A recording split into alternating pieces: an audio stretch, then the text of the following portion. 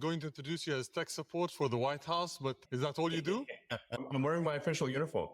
Tech support. You were probably the busiest man on earth prior to January 20th. I don't know what you call yourself now. The first is we're going to talk about DOGE, then we're going to move to AI, and then finally we're going to conclude with boring cities. Typically, people always start by saying, he overpromises and he won't deliver. They finally see the trend and the trajectory, and they turn out to be supporters. Do you think we'll see that in the government efficiency space? Well, yes. First of all, I think we've got quite a lot of support from the American public, and I think from maybe around the world. When the public is polled on sort of improving government efficiency, in fact, it is, I believe, the highest polling single issue, meaning that it is something that appeals to voters of all types. And I think improving government efficiency was like almost 70% support, so quite a lot, basically, more than any other issue. So I think the people are very supportive. Obviously, there's certain elements of the bureaucracy that are not supportive because we are moving them from the government sector to the private sector. So at a high level, this is kind of like we're really just moving people from low to sometimes negative productivity roles in the government sector to higher productivity roles in the private sector. And the net effect of that will be an increase in the output of useful goods and services, which increases the standard of living and well-being of the average American. And you usually have one key target that you aim to achieve in every single endeavor that you have. So SpaceX is make humanity a multiplanetary species. With Tesla, it's ushering an era of sustainable travel. What is the one main goal for government efficiency that you have for yourself? Is it saving money? Is it doing something else? What is the one main task that you have for yourself? Yeah, so I guess there's a few ways to describe it, but the actions end up being the same, which is like reducing the size of government and making the government much more accountable to the people, I think is going to lead to a better outcome for the people. What I've said is that we really have here rule of the bureaucracy as opposed to rule of the people, democracy. So we want to restore rule of the people. And so what that means is reducing the size of the federal government, basically reducing regulation. There's a tremendous amount of over-regulation that's happened over time. This is an inevitable consequence of a long period of prosperity, is that you're going to get more and more rules and regulations, more laws accumulate over time. And the normal forcing function for getting rid of rules and regulations is war. So it needs to be some kind of existential war where you have to do a reset in order to avoid being defeated in a war. This is literally throughout history has been the main forcing function for clearing out an accumulation of laws and regulation. In the absence of that, every year you get more laws and regulations until eventually everything is illegal and nothing is permitted. And that's sort of the situation we have these days. So the aspiration here is a reduction in regulation and reduction in government spending such that the economy is able to grow faster. Maybe the economy can grow at 4 or 5% potentially in terms of real useful goods and services output. And then government spending can be reduced by about 3 or 4% of the economy, maybe $1 trillion or more. And the net effect of that would be no inflation from 2025 to 2026. So that would be quite remarkable. And also, if the US government is buying less debt, which I think will be the case, if the deficit drops from 2 trillion to 1 trillion, then there'll be 1 trillion less debt that the government needs to buy, which will drop, of course, interest rates to drop significantly. And that means people's mortgage payments, car payments, credit card payments, student loans, whatever debt they have, their debt payments will be less. So I think this is something that will benefit the average American. I think some of the things we're doing also will be hopefully helpful to other countries, because with the new administration, there's less interest in interfering with the affairs of other countries. I think a lot of the times the United States has been kind of pushy in international affairs, which may resonate with a number of members of the audience. And I think we should, in general, leave other countries to their own business. And basically, America should mind its own business rather than push for regime change all over the place. So I think this is probably a good thing for other countries too. So instead of waiting for a war to happen, you went to war against the bureaucracy in the government. Yes, we're essentially just with support and direction of President Trump. We are reducing the size of the bureaucracy, getting rid of excess regulations. And there's also so many agencies and regulatory authorities that they actually step on each other's feet. It's kind of like having a sports game where there are too many referees on the field, like more referees than players at times. Now, that would be a silly game if the players can't pass the ball without hitting a referee. But it's kind of getting to that point in the US. So there's roughly 450 federal agencies of one kind or another. That's more agencies. That's almost an average of 2 agencies per year since the formation of the United States. So, I mean, how many agencies do you really need to run a country? Not 450, that's for sure. And how do you guarantee that all the incredible achievements that you aim to have in terms of savings, in terms of impacting the lives of the American people, are not going to be reversed in 4 years? Typically, the cycle gets reversed every 4 years. Do you think it's going to be so impactful that it won't be reversed? Is there any ways that you can ensure that the progress is going to be continuous? Well, I think we do need to delete entire agencies as opposed to leave part of them behind. Because if you leave part of them behind, it's easy. It's kind of like leaving a weed. If you don't remove the roots of the weed, then it's easy for the weed to grow back. But if you remove the roots of the weed, it doesn't stop weeds from ever growing back, but it makes it harder. So we have to really delete entire agencies, many of them, bureaucracy in some new administration, but it'll be from a much lower baseline. So it's a step in the right direction. I think the overarching goal here is to lay the foundation for prosperity that will last many decades, maybe centuries. Nothing's forever, but I think we can strengthen the foundations of the United States substantially. And what lessons can other governments learn from the US? You say tech support on your shirt. Is that only technology, or is there other things? How do you approach efficiency? Well, a shocking percentage of the problem, well, maybe it's not shocking for those who know it, but a big percentage of the problem is improving the technology that the government runs on. So the US government runs on a collection of thousands of computers, many of them antiquated, running very old software, and the computers don't talk to each other. In order to make the government more efficient, you have to improve the technology. You may have read about the example I used recently when President Trump was signing one of the DOGE executive orders of the difficulty of U.S. government workers retiring. Like the maximum retirement rate is $10,000 a month. And the reason for that is because the retirement is entirely paperwork right now. It's manually calculated paperwork that's put in an envelope and then taken down a mine shaft and stored in a mine. And then one of the things that affects the rate at which federal workers can retire is the speed of the elevator in a mine in Pennsylvania, which is bizarre because it should be digital, So then when we said, well, why isn't it digital? They said, well, we have had a digitization program going since 2014. So then we asked, well, so how much progress have you made? And they said, B. You mean you're giving yourself a grade of B? No, we're on the letter B. So we're like, okay, we're going to need to really provide some tech support here. Otherwise, literally, people can't even retire, even if they want to. It's pretty bad. There's a lot of software systems that need to be updated and fixed, in some cases deleted. A lot of things that should be automated. I mean, in terms of the number of, say, U.S. citizens that are operating the mine, it's about 1,000 people are working on this mine. They should be working on producing goods and services that are of much higher value to the public, So, I mean, really, even if somebody just grew tomatoes in their garden and sold them at the farmer's market, that would be more useful than carrying manila envelopes down a mine shaft, safe to say. A lot of the stuff is like that. It's not like any one thing is particularly difficult, but there are 10,000 things that need to be improved. So it's efficiency through innovation rather than efficiency through austerity and cost cutting specifically, right? So you're trying to do both at the same time, maybe focus more on tech support than cutting costs? Well, by improving the technology, the costs do reduce.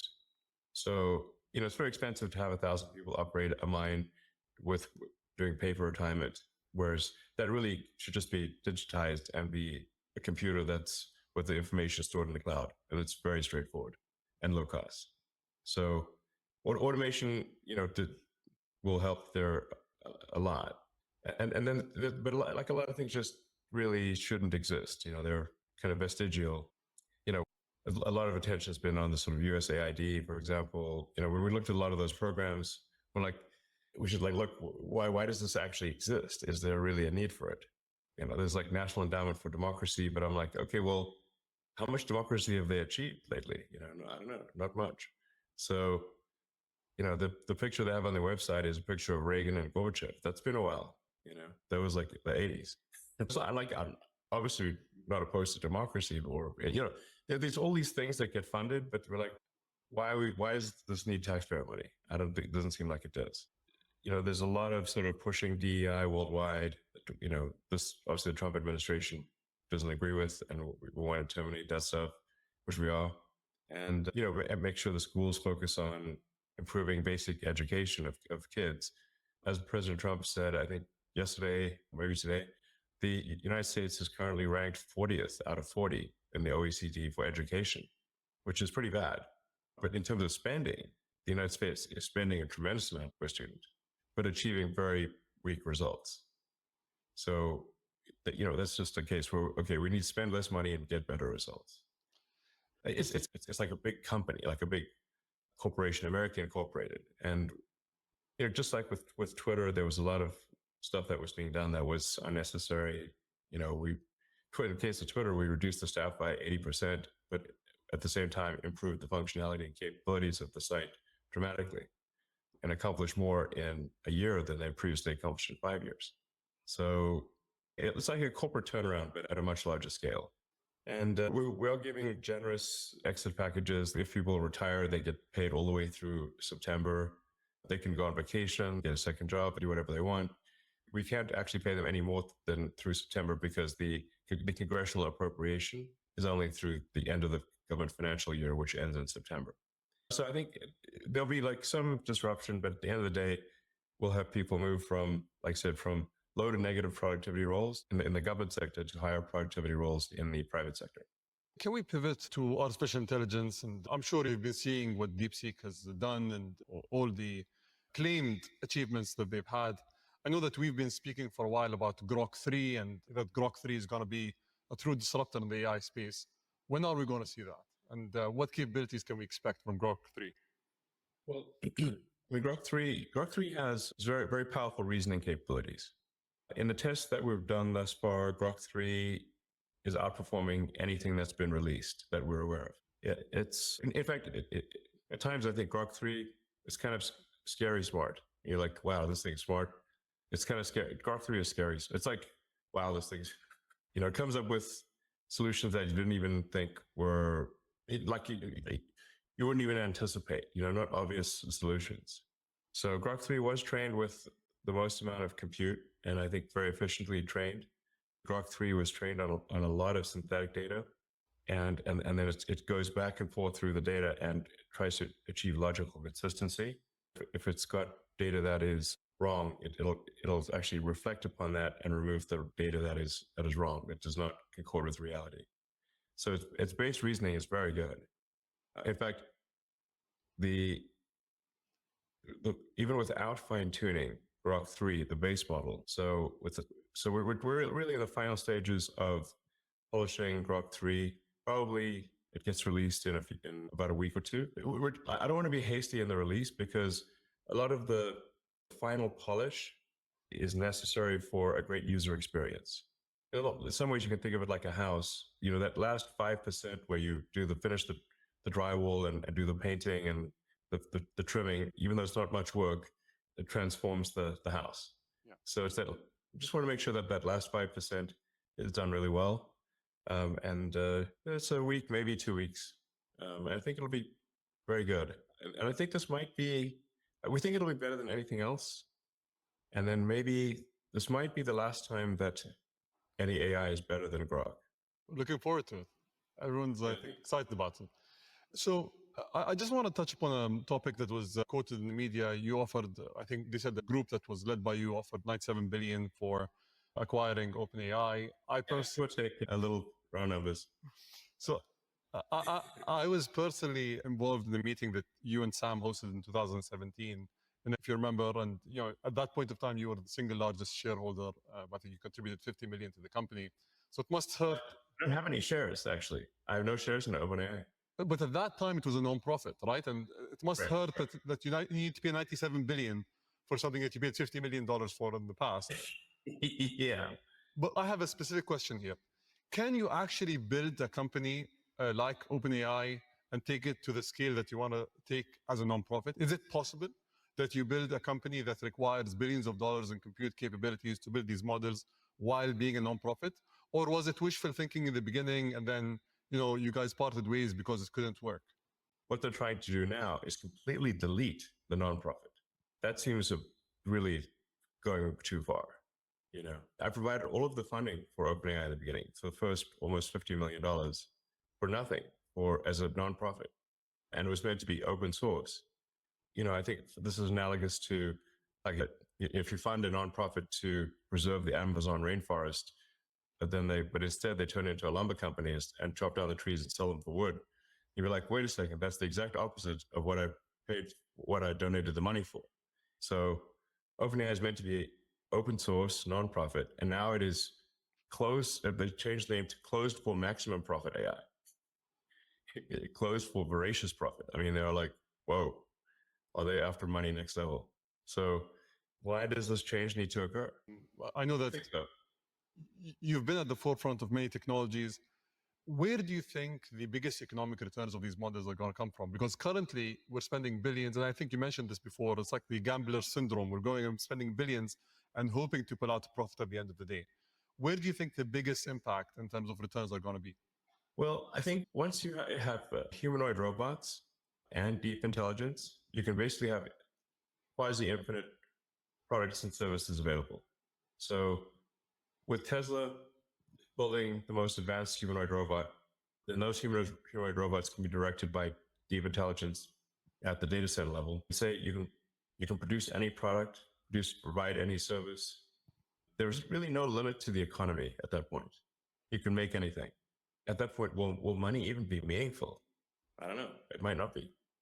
The economic output is productivity per capita times how many people do you have. If in the form of humanoid robots, you have no meaningful limit on the number of robots, and the robots can basically do anything, then you'll have a sort of a universal high income situation.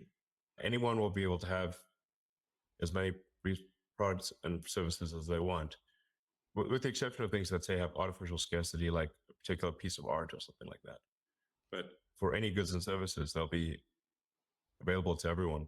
So you've been... It's going to be a very different world, In fact, I recommend that people read maybe the Ian Banks, the culture books, for a frame of reference. Because money is like a database or an information system for resource allocation. But if you don't have a scarcity of resources, it's not clear what purpose money has. Have you watched the movie Idiocracy?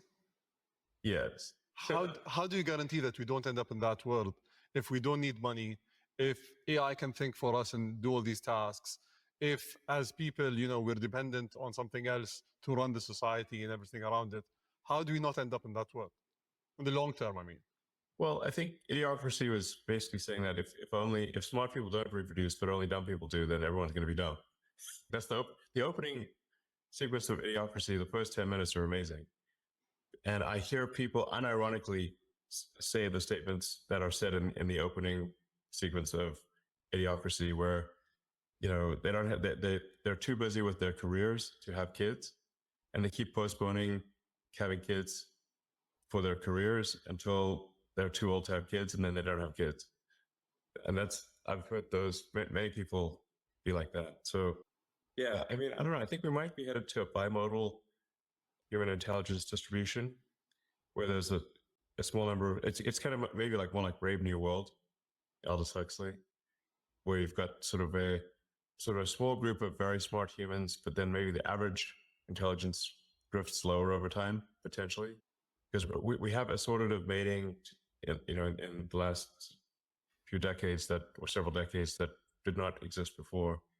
So, but human intelligence, I think, will be dwarfed by machine intelligence. I'm not sure how to feel about that, except that it appears to be inevitable that at some point human intelligence will be a very small fraction of total intelligence.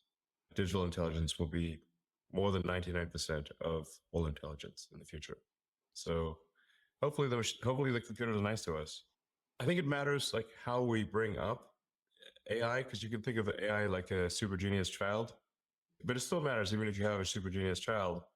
Like what sort of values do we instill in that child? What do you say that teach that? How do you, how do you, as a child's growing up, what values do you teach the child?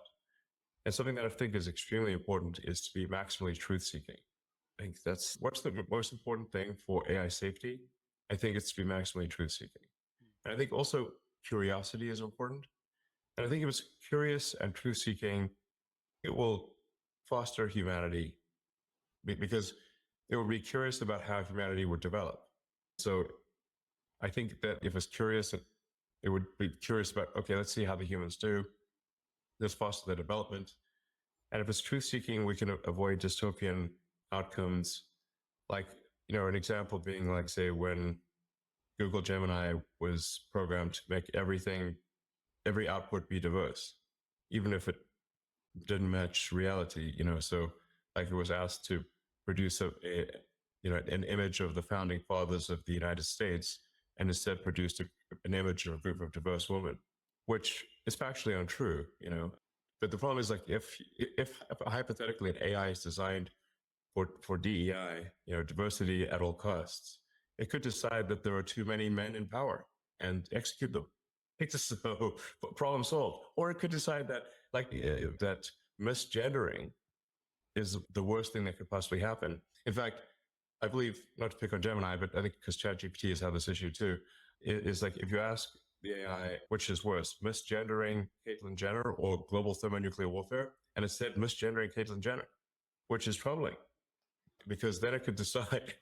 And in fact, even Caitlyn Jenner weighed in and said, no, definitely misgender me. That's way better than nuclear war. So, but if you have these crazy things that are untruthful, that are programmed in, that don't reflect reality, then you could have a very dystopian outcome. Like, to give you another example, like Arthur C. Clarke, who is very good at predicting the future. He did 2001: Space Odyssey. Many of the things he predicted, in fact, well, I think almost all the things he predicted came true. And one of the things he was trying to say in 2001: Space Odyssey was that you should not teach AIs to lie. So the reason that, if anyone's watched that movie, the reason it wouldn't open the pod bay doors to let the astronaut back in was because the AI had been told to take the astronauts to the monolith, this alien artifact, but also that they could not know about the monolith. So it came to the conclusion that it must take them there dead. And so that's why it wouldn't open the pod bay doors. The lesson there being is very important for AIs to be truth maximizing. Let's hope it doesn't come to that. Yes. Let's move to a boring subject, which is the Boring Company and the boring tunnels. Quickly, I think the world has been inspired by what you guys were able to create in LA, and I think there's a lot of promise to that technology. But there are questions about whether it's safe in the case of an earthquake, whether it's cost effective, whether countries should actually adopt this technology. Can you So one of the safest places you can be in an earthquake is an underground tunnel, because the earthquakes are largely a surface. Apart from where they shear, they're mostly a surface phenomenon. So they're like the waves on the surface. So like being in a tunnel is like being in a submarine. Even if there's a storm above you, the waters are calm as a submarine. And in fact, when there have been massive earthquakes, like there was a few decades ago, a massive earthquake in Mexico City, the safest place to go was the subway. If there is global thermonuclear warfare, you really want some tunnels. Underground's a good place to be if in a worst case scenario for global thermonuclear warfare. On a more everyday note, what's really useful about the tunnels is alleviating traffic in congested areas. So obviously if you've got very tall buildings, but you have that are 3D, so they're going 3D up, but you have a road surface which is 2D, you're just naturally going to have a problem where people try to go from the 3D object, which is the building, to the 2D object, which is the road surface. There's obviously just not going to be enough room on the roads, and that's exactly why you have traffic. So the solution for that is then to make roads 3D as well. Now you can either make transport 3D, so you can either do that with flying cars, or you could do really helicopters, or you could do that with tunnels. Now the challenge with doing it with going above ground or with any kind of flying object is that they tend to be very noisy and they generate a lot of wind force. And you've got things flying over your head all the time, which can be disconcerting. If one of these things drops a hubcap on your head one day, it'd be these things are like things that flying things tend to crash once in a while, and people don't like things crashing on them. And then if you have bad weather, like let's say there's a blizzard or a sandstorm or something, well, now nobody can fly. So then transport shuts down. On the other hand, none of these problems exist with underground travel. So tunnels are immune to weather. They don't care what the weather is. It could be the worst weather. It doesn't matter. Nothing's going to fall on you because you're underground. There's no wind force and it's very quiet. I think going 3D underground is much better than 3D above ground for solving traffic in cities. We have a demonstrated case of this in Las Vegas. People can try out the Boring Company tunnels in Las Vegas.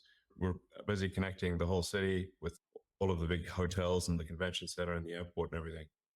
So I don't think they need to fly all the way there. In 2017, you came here and the UAE was the first place in the Middle East where Tesla was launched. And I think it's done exceptionally well. And on that note, I think we have an announcement today that we both want to share, which is today we're going to announce the joint project of Dubai Loop, which is a loop project that is going to cover Dubai's most densely populated areas for people to go from point to point in a seamless manner. So thank you for your partnership. And well, thank you. We hope it changes people's lives. That'll be cool. I think it'll be very exciting. Oh, I think once people try it out, they'll be like, wow, this is really cool. And it's going to seem so obvious in retrospect, but until you actually do it, you don't know. So it's going to be great. It's going to be like a wormhole. Like, you just wormhole from one part of the city, boom, and you're out in another part of the city. And it's great. So I'm looking forward to this partnership. We're going to join the first trip